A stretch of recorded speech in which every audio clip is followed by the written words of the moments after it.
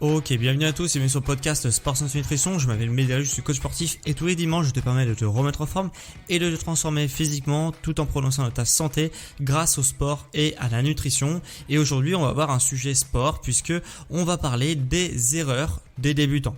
Alors c'est du coup plus un podcast qui va être axé pour les débutants en musculation, mais sache que même si tu es confirmé, que tu as quelques mois, quelques années de pratique, ce podcast il va quand même pouvoir t'aider, bien qu'il soit plus axé pour les débutants, parce que bien souvent, même quand on est un peu plus confirmé, qu'on est un peu plus à l'aise avec tous ces sports-là, parce que ça fait un moment qu'on les pratique, eh bien, on a toujours quelques mauvaises habitudes qu'on a pris de nos plus jeunes années dans ce sport, et du coup, on maintient ces erreurs-là jour après jour. Donc peut-être que même si tu es plus confirmé, tu vas pouvoir avoir une petite piqûre de rappel pour ne pas faire certaines erreurs. Et puis si tu es complètement débutant, tu feras certainement beaucoup des erreurs que je vais te présenter dans ce podcast. Donc c'est plus axé débutant, mais quand même tu vas pouvoir t'y retrouver si tu as plusieurs années de pratique en musculation. Quand je parle musculation, petit disclaimer avant de commencer vraiment les erreurs et vraiment le cœur de ce podcast. Quand je parle de musculation, c'est très connoté quand on parle de musculation, bodybuilding, etc. Sache que moi, dans le podcast en général, dans mon émission, je parle pas du tout trop de bodybuilding. Moi, j'ai plus une vision globale de la musculation, puisque avec la musculation, on peut faire pas mal de choses. On peut perdre du poids, on peut se faire plaisir, on peut se vider la tête, on peut être plus performant au quotidien, on peut se préparer physiquement pour un autre sport en utilisant la musculation pour se préparer pour un autre sport. Donc on peut bref faire pas mal de choses avec la musculation, et ça se résume pas au simple fait de prendre de la masse musculaire le plus possible en moins de temps possible, ou perdre du poids en moins de temps possible et perdre le plus de poids possible. Donc voilà, on peut vraiment faire pas mal de choses avec la musculation, et toutes les erreurs que je vais te parler aujourd'hui vont vraiment être pour tous les pratiquants de musculation, quel que soit ton objectif physique. Mais le premier objectif que tu dois avoir, c'est pas de perdre du poids ou de prendre de la masse musculaire ou que sais-je, c'est de progresser. C'est vraiment ça que tu dois avoir à l'esprit. Et justement, ce podcast, il est là pour ça, puisque si tu commets certaines erreurs, ça va vraiment entraver ta progression. Et qui dit stagnation et manque de progression au niveau des performances dit une stagnation et un manque de progression au niveau de l'évolution de ta silhouette. Donc tout ce que tu dois savoir, c'est comment je fais pour progresser jour après jour d'un point de vue performance, et forcément ça va se traduire par tu vas progresser au niveau physique puisque tu évolues au niveau des performances. Donc l'intérêt, c'est vraiment d'à tout prix limiter les erreurs pour maximiser la progression et du coup la progression également de ta silhouette. Et donc ça tombe bien puisque c'est le podcast du jour, et on va commencer tout de suite par la première erreur au niveau sport que tu peux faire, c'est de changer tout le temps les exercices d'une semaine à l'autre. Parce que pour progresser jour après jour de manière durable, ce qu'il faut que tu fasses, c'est justement de garder une certaine base d'exercice. Il faut à tout prix garder une certaine base et ne pas changer toutes les semaines tous les exercices, puisque sinon tu ne vas pas pouvoir constater une progression au niveau de tes performances. Donc il faut vraiment garder une bonne base, et après tu gardes un certain nombre d'exercices, et après disons que tu vas garder d'une semaine à l'autre 80% d'exercices qui sont similaires à la semaine précédente, et tu vas changer peut-être 20%, pas plus, d'exercices que tu as envie d'incorporer dans ton programme pour amener de la variété, pour justement te faire plaisir, etc., pour relancer une certaine motivation à t'entraîner, puisque effectivement de faire toujours la même chose, ça peut être un peu saoulant. Donc il faut savoir se renouveler, mais se renouveler de 20% d'une semaine à l'autre, pas de 50, 60, 70% d'une semaine à l'autre. Sinon, tu ne pourras pas constater une progression de semaine en semaine, et si tu ne peux pas constater cette progression-là, que tu ne peux pas la mesurer, forcément tu vas avoir des soucis pour progresser. Et si tu ne peux pas progresser au niveau de tes performances, tu vas pas pouvoir progresser au niveau physique et silhouette. Donc ça, c'est la première erreur, c'est de changer trop souvent, trop d'exercices de semaine en semaine. La deuxième erreur que tu peux avoir justement, c'est de ne pas être assez concentré pendant ta séance. Et ça, c'est vraiment le point central de tous les débutants, c'est que tu passes plus de temps dans ta séance de sport à parler avec quelqu'un dans ta salle de sport, ou à être sur ton téléphone pendant tes séries de repos, etc. Et puis en fait tu te dis pendant tes séries de repos, voilà, on discute, on est sur le téléphone, etc. Et puis au bout d'un moment, tu vas te dire « Ah mais ça fait 5-10 minutes que j'ai pas touché une haltère, ou que j'ai pas fait une série de pompes, ou ce que tu fais, je ne sais pas ce que tu fais, mais Et ça va faire 10 minutes, tu t'es complètement refroidi et voilà. Et du coup, tu reprends ta séance et tu fais une série toutes les 10 minutes. Alors déjà, ta séance, si tu veux qu'elle soit efficace, ça va être très long.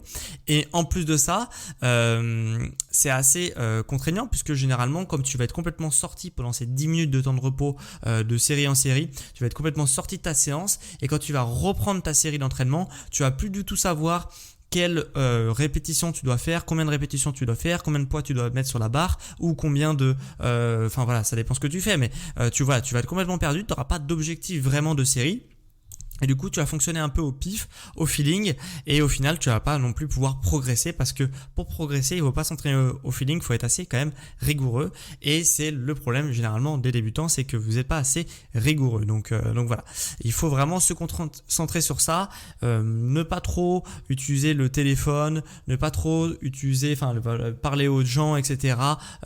Pendant ton entraînement, puisque sinon ça va être un peu contre-productif et ça va entraver ta performance et donc ta progression. Donc dans l'idée, voilà, tu peux te mettre par exemple un podcast pendant que tu es en train de t'entraîner ou tu peux avoir une petite activité comme ça en fond, en tâche de fond, mais tu dois quand même être vraiment à l'affût de tes temps de repos, à l'affût de combien de séries tu dois faire, à l'affût de combien de répétitions tu dois faire à chaque fois que tu commences ton exercice, tu dois savoir exactement combien tu dois faire de répétitions pour t'améliorer par rapport à la semaine précédente, etc., etc. Et pas fonctionner au feeling un petit peu une fois toutes les 10 minutes parce que sinon en faisant comme ça tu vas pas progresser. Donc le manque de concentration, c'est vraiment la deuxième erreur. La troisième erreur, c'est le manque d'échauffement parce que beaucoup de débutants se disent ouais bah, c'est bon, surtout quand ils sont jeunes, un peu moins quand on est un peu plus avancé dans l'âge, mais on se dit oh bah c'est bon, vas-y je démarre ma première série comme ça à froid dès le début de la séance, et c'est vraiment une double erreur. Pourquoi ? Parce que d'une part les premières séries, si tu arrives à froid durant tes premiers exercices, tes premières séries, des premiers exercices, bah d'une part tes performances ne vont pas être très bonnes puisque il faut savoir que le corps a besoin de monter en température pour être performant. Il peut pas, c'est pas un bouton on/off, le corps. C'est un peu plus comme un thermostat d'un four. Il faut vraiment préchauffer le four pour qu'après ça cuise bien les aliments. Et bien là c'est un peu pareil, c'est-à-dire que tu vas devoir préchauffer, d'où le terme échauffement. Tu vas devoir t'échauffer pour justement être à température et qu'après les articulations soient bien lubrifiées, que les muscles soient bien chauds, et quand ils sont bien chauds ils peuvent être bien performants. Si tu arrives à froid, bah tes premières séries vont vraiment être un petit peu des coups d'épée dans l'eau et tu vas pas pouvoir être performant, et du coup forcément c'est toutes les séries que tu vas faire avant d'être chaud ne vont pas te permettre de progresser. Donc c'est la première erreur. Mais dans cette double erreur que tu fais par le manque d'échauffement, c'est qu'en plus de ça tu vas avoir le contre-coup, parce que qui dit manque d'échauffement dit des articulations qui sont pas lubrifiées ou des muscles qui sont pas montés en température et ils sont pas performants, et en plus de ça ils peuvent casser, on peut avoir certaines lésions, et après tu vas avoir une tendinite et tu te dis je comprends pas pourquoi j'ai eu une tendinite, j'ai jamais été blessé de ma vie et là je commence à être blessé, c'est cet exercice qui me va pas, etc., machin truc, alors qu'en fait c'est juste que tu es arrivé sur un exercice à froid, et du coup forcément si tu connais pas bien l'exercice et qu'en plus de ça tu arrives à froid dessus, tu as 100% de risque de t'abîmer les articulations, et cette erreur répétée au fil du temps, bah forcément ça crée des blessures musculaires au fil du temps. Donc le manque d'échauffement c'est vraiment une grosse erreur, et c'est vraiment une erreur qu'il faut corriger au plus vite. Donc moi ce que je te conseille, c'est toujours commencer, il y a 2 phases dans l'échauffement au minimum, il peut en avoir plus, mais ce que je te conseille c'est à chaque fois commencer par un petit échauffement articulaire. Ok, donc qu'est-ce que c'est un échauffement articulaire? C'est justement des rotations des poignets, des épaules, des genoux, des hanches. Ça c'est un échauffement vraiment la partie articulaire pour apprendre à l'articulation à bouger en pleine amplitude, ce qui n'est pas le cas dans le quotidien. Généralement quand on fait nos tâches dans le quotidien, on a une amplitude qui est assez réduite, alors que dans le sport l'amplitude est beaucoup plus élevée. Donc déjà on va monter en température les articulations. Donc c'est l'échauffement articulaire, c'est un peu l'échauffement type qu'on te faisait quand tu étais au lycée ou au collège, c'est en cours de PS, on faisait un peu des mobilisations de poignets, d'épaules, etc. Voilà, c'est cet échauffement que tu dois faire en premier, c'est obligatoire, et après dans un deuxième temps, tu échauffes la partie musculaire. Donc articulaire et musculaire, la partie musculaire c'est une montée en charge progressive de la température des muscles. Donc comment on fait ça? C'est par exemple, admettons ta première série, on va dire que tu fais des pompes, ok? Ton premier exercice, c'est les pompes. Donc si tu sais que tu arrives facilement, ta série de travail, ça va être à peu près 20 reps, ok? 20 répétitions, c'est ta première série de travail. Bon bah tu vas commencer par faire une pompe, puis 4 pompes, puis avec un temps de repos entre les deux. Donc une pompe, repos, 4 pompes, repos, 8 pompes, repos, 14 pompes, repos, et puis après tu te dis ok là je suis chaud, j'entame ma première série de travail à 20 pompes. Okay, donc il y a une montée en charge progressive au niveau de ton premier exercice, et ça va permettre de mettre en température tous les muscles qui sont moteurs au niveau de la pompe, donc les pectoraux, toute la chaîne scapulaire, donc les pectoraux, les épaules, les triceps, etc., les abdominaux, etc. Et si tu as un exercice de dos, tu vas refaire une petite montée en charge. Tu n'es pas obligé de faire autant de séries de répétitions, mais tu peux faire peut-être 2-3 séries à blanc qui sont assez faciles pour toi pour monter en charge progressivement la température de tes muscles. Donc ça, c'est la grosse erreur pour les débutants, ne pas faire l'échauffement, donc articulaire et l'échauffement musculaire par la suite. La quatrième grosse erreur que les débutants font la plupart du temps, mais celle-là c'est vraiment la plus courante, c'est ne pas écrire ses performances sur un carnet d'entraînement. Comment tu veux progresser si tu sais pas ce que tu dois faire pour progresser? C'est bien tout le problème, et c'est ce que 100% des débutants font, au moins pour la première séance. Ils sont briefés avec quelqu'un qui est un peu plus expérimenté, déjà qu'ils peuvent avoir des bonnes habitudes au début, mais généralement 100% des débutants arrivent, font au feeling, et puis d'une semaine à l'autre ils savent pas ce qu'ils ont fait. Normal, parce que personne sait ce qu'il a fait. Donc il faut absolument noter sur un carnet d'entraînement tes performances, et c'est vraiment la manière la plus rapide et la plus facile pour progresser, c'est de noter sur tes performances sur un cahier d'entraînement, et la semaine prochaine ou la séance suivante, quand tu refais le même exercice, tu te dis ok, je vais faire une rep de plus ou 1 kg de plus sur ma barre ou 5 secondes de plus sur mon exercice. Ça dépend ce que tu fais, Et puis des fois tu peux pas forcément rajouter 1 kilo, mais tu peux rajouter une rep. Donc voilà. Et tu notes sur un cahier d'entraînement. On reprend l'exemple des pompes. La semaine dernière tu as fait 20 pompes, tu as fait 5 séries de 20 pompes. Tu te dis ok, la semaine suivante je vais réussir à faire 21 répétitions de 5 séries. Et de fil en aiguille tu vas faire 22, 23, 24, 25, 26, comme ça de semaine en semaine. Et du coup, tu vas réussir à progresser comme ça. Mais si tu sais pas ce que tu as fait la semaine dernière, ça va être très difficile pour toi sur tous les exercices de savoir combien de répétitions, combien de kilos tu as fait, etc. Surtout que quand tu travailles en salle de sport, tu as à la fois les répétitions à te souvenir et le kilo que tu as mis sur la machine ou l'haltère que tu as pris ou la barre, combien tu l'as chargé, etc. Donc ça fait 2 fois plus de trucs à te souvenir, plus le temps de repos que tu as pris, ça fait 3 fois plus de choses à te souvenir. Donc plus tu complexifies la chose, plus c'est difficile de souvenir.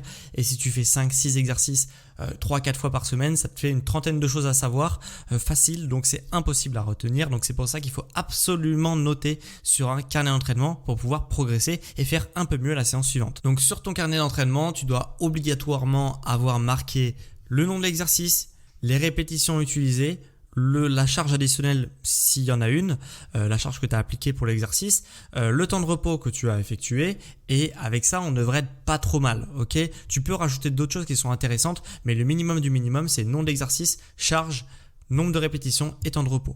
Ok, donc ça c'est la quatrième grosse erreur des débutants, mais qui est forcément indispensable pour progresser si tu veux progresser durablement. La cinquième grosse erreur des débutants, c'est vouloir des résultats trop rapidement. Alors effectivement, les résultats sont assez longs à obtenir quand on veut une transformation de sa silhouette complète de A à Z. Effectivement, c'est assez long à obtenir et ça se compte pas en jours, mais en mois, voire en années. Ok, c'est vraiment un objectif élevé, mais mets-toi dans ta tête que personne n'est devenu bon dans un sport du jour au lendemain. Ok, la musculation, c'est un sport, c'est également un style de vie, un mode de vie, mais c'est quand même un sport. Et quand tu commences une activité, je sais pas, si tu commences le football demain, tu vas pas te dire ok, je vais être Mbappé dans un mois. Non, tu vas te dire ok, c'est un long processus et peut-être qu'à la fin, je vais peut-être être bon. Tu seras peut-être jamais Mbappé, mais tu seras peut-être bon un jour. Et là, c'est un peu pareil pour la musculation. Tu ne peux pas transformer ta silhouette, donc ça veut dire transformer tes performances, puisque le niveau de performance, la silhouette que tu obtiens s'obtient par un niveau de performance. Donc ça veut dire que pour avoir une belle silhouette qui peut-être te fait rêver et qui est très difficile à obtenir, ça veut dire que tu vas avoir un gros gap de performance à obtenir également. Et du coup, tu vas pas pouvoir être débutant et être super expert en quelques jours. Il faut quelques mois, voire quelques années si tu as un objectif élevé comme je l'ai dit, pour passer de débutant à très confirmé et avoir un très bon niveau. Donc vraiment l'erreur c'est de vouloir tout de suite, ça demande du temps, on peut constater une belle évolution sur quelques mois déjà, une grosse évolution sur quelques années, mais forcément ça prend plus que quelques jours. Donc vraiment l'erreur c'est de vouloir tout de suite et il faut vraiment prendre son mal en patience et le travail paye toujours. La 6e erreur du débutant, alors ça c'est pas forcément que pour les débutants mais c'est le fait de se comparer tout le temps et pour tout avec les autres. C'est une grosse erreur puisque qui est en lien d'ailleurs avec le point précédent puisque généralement on veut des résultats rapidement parce qu'on se compare avec les autres, on se dit oui lui il a progressé plus vite que moi ou lui il a perdu X kilos en 5 en une semaine et du coup je vais faire la même chose. En bref je te dis n'importe quoi mais t'as compris l'idée. Et du coup on se compare aux autres et c'est une grosse erreur puisque dans la musculation comme dans la plupart des sports il y a une part qui est la génétique et la génétique c'est un peu triste mais voilà il y a des gens qui sont très doués naturellement pour la musculation ou pour un autre sport et du coup en musculation voilà il y a des gens qui sont doués et des gens qui sont pas doués. Moi je fais partie des gens par exemple qui sont pas doués pour la musculation, qui ont beaucoup travaillé pour avoir un bon niveau mais qui sont pas doués naturellement et génétiquement et du coup le truc c'est que bah voilà si tu es pas doué pour les sports de force parce que généralement ce qui se passe c'est que quand tu as une morphologie qui est douée pour les sports d'endurance bah tu vas être bon dans les sports d'endurance et du coup tu vas pas être bon en musculation puisque la musculation demande pas mal de force quand même. Bien qu'il y ait une part d'endurance dans la musculation, mais généralement, ceux qui sont bons en musculation, c'est qu'ils sont faits pour produire beaucoup de force en pas beaucoup de temps. Et du coup, bah, si tu es comme moi et que tu es doué pour les sports d'endurance, bah, forcément ta progression est beaucoup plus lente que quelqu'un qui est naturellement fait pour produire de la force. Hein, la morphologie un peu, tu sais, pilier de rugby où le gars a vraiment un squelette très très imposant et des grosses clavicules, etc. Bon bah forcément, c'est une morphologie qui va être hyper adaptée pour les sports de force. Donc ce type de personnes-là en musculation vont être très performants et très vite, alors que les personnes qui sont un peu plus longilignes, fins, avec étroit d'épaule, etc. Bon voilà, c'est des morphologies plus d'endurance qui sont pas du tout faits pour ces sports-là. Donc si tu te compares avec des gens qui ont obtenu un certain nombre de résultats, bah tu risques d'être frustré et tu risques peut-être d'abandonner en disant c'est pas fait pour moi. Si c'est fait pour toi, c'est juste que c'est comme pour tout, il y a des gens qui sont très doués et d'autres pas doués et du coup quand t'es pas doué tu dois travailler 2 fois plus. Si ça te fait kiffer, si t'aimes bien faire ce que tu fais, bah tu vas devoir travailler 2 fois plus pour avoir les mêmes résultats, mais il faut se comparer que envers soi-même, se dire ok j'ai réussi à progresser, j'ai pris 1 kg, 2 kg ou j'ai perdu 1 kg, 2 kg, je suis mieux que ce que j'étais avant, même s'il y en a un qui a progressé 2 fois plus vite que moi à côté, mais c'est pas grave. Donc je sais c'est très compliqué parce qu'en plus on a une société qui est basée sur l'image, donc on a envie de se comparer,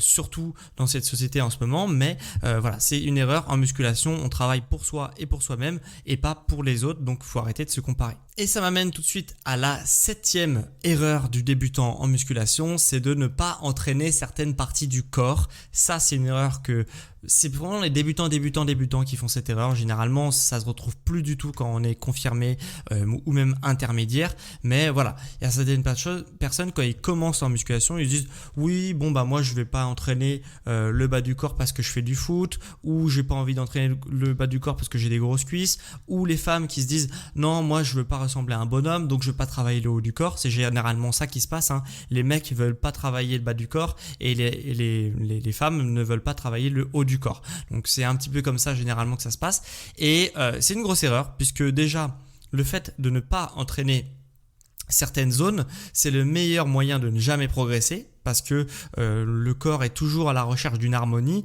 Donc s'il y a un déséquilibre musculaire qui se crée, eh bien il va stagner sur l'ensemble du corps pour conserver cette harmonie. Et le deuxième problème qui se pose en n'entraînant que certaines parties du corps, c'est que tout simplement, on va avoir des déséquilibres musculaires et du coup, les déséquilibres musculaires créent des points faibles chez le pratiquant de musculation qui crée ce déséquilibre musculaire.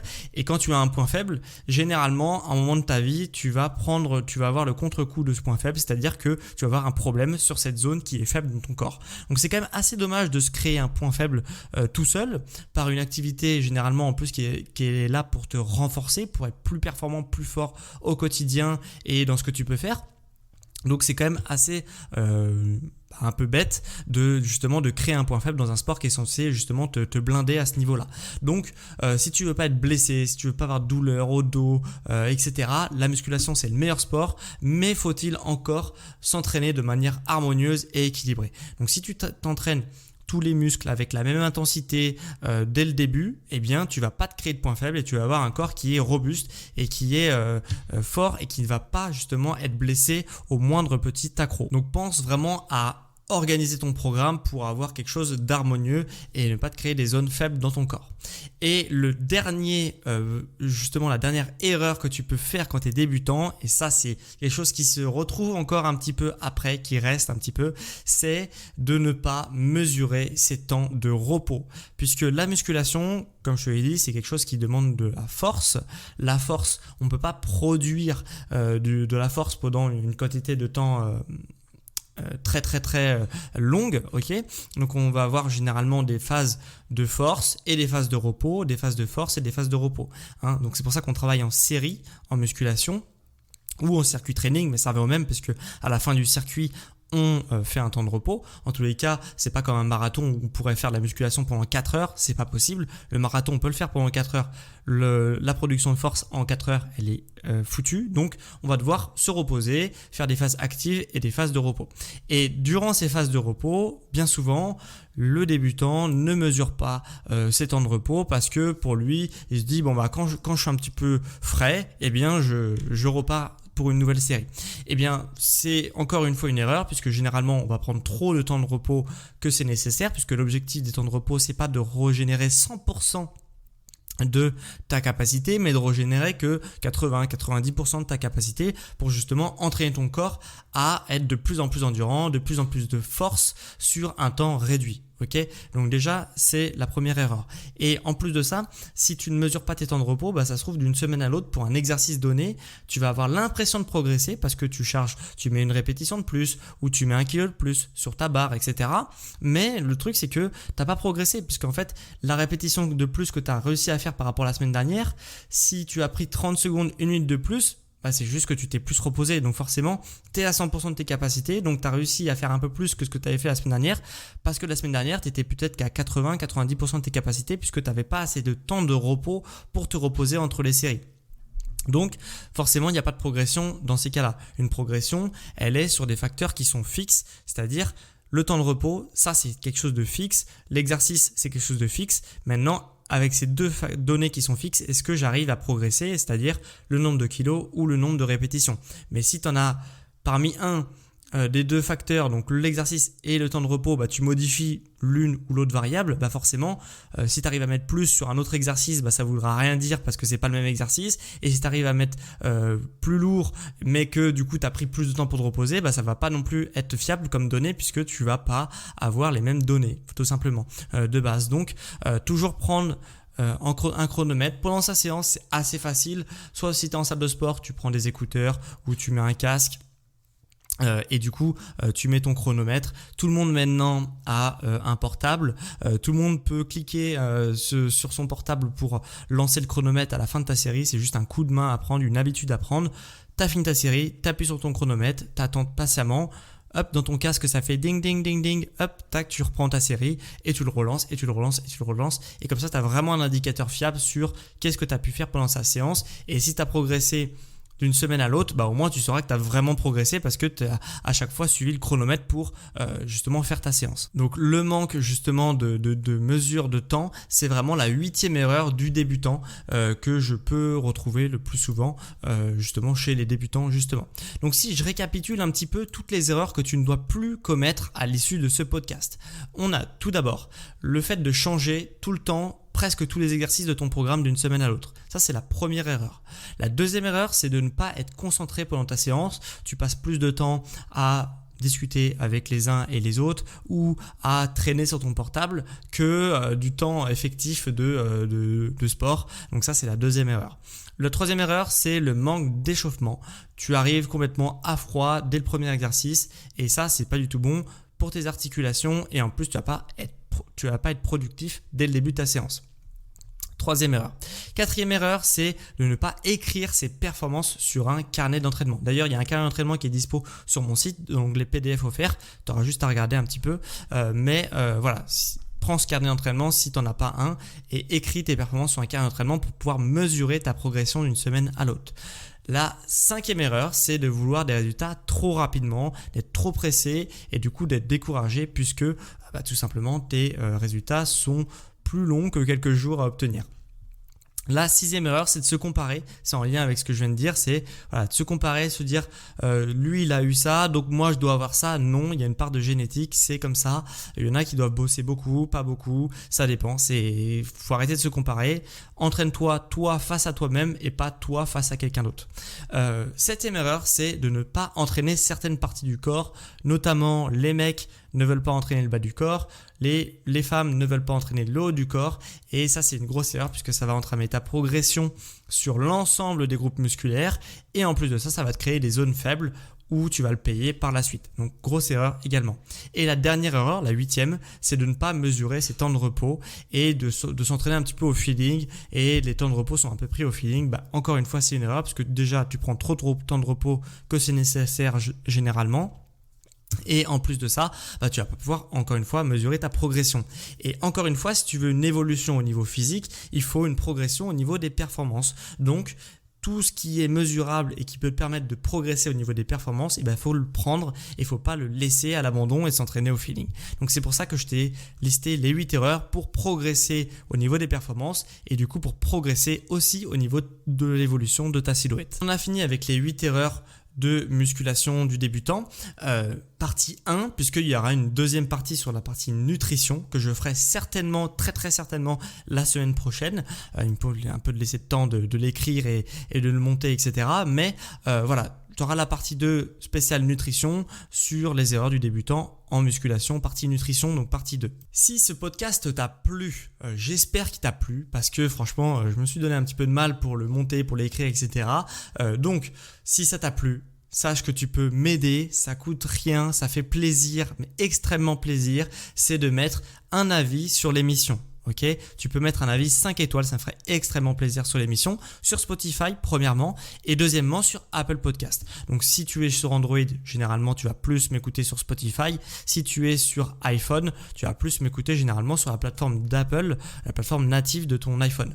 Donc sur Spotify 5 étoiles ou sur Apple 5 étoiles. Sur Apple, tu peux également écrire un avis sur l'émission, tu peux écrire ce que tu as pensé de l'émission, si ça t'a plu, ce que t'encourage, ce que t'as pas aimé, en mettant quand même l'accent sur ce que tu as aimé si tu veux me faire plaisir. Mais ça serait hyper cool pour moi d'avoir ton retour sur l'émission. Et c'est d'ailleurs ce qu'a fait une personne cette semaine, et donc je vais te lire l'avis que m'a laissé cette personne sur Apple Podcast. Donc on a Katama Chiavrolo qui m'a mis le nouveau podcast que j'écoute sur la route lors de mes déplacements professionnels. Merci pour vos contenus enrichissants. Donc merci à toi.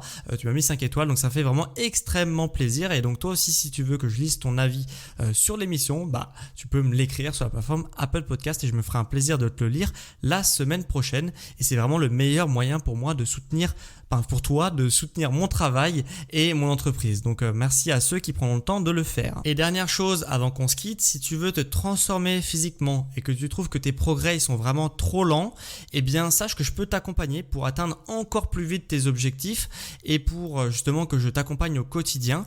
Donc pour commencer ton accompagnement, moi je t'invite à prendre rendez-vous avec moi en passant par le lien en description de cet épisode.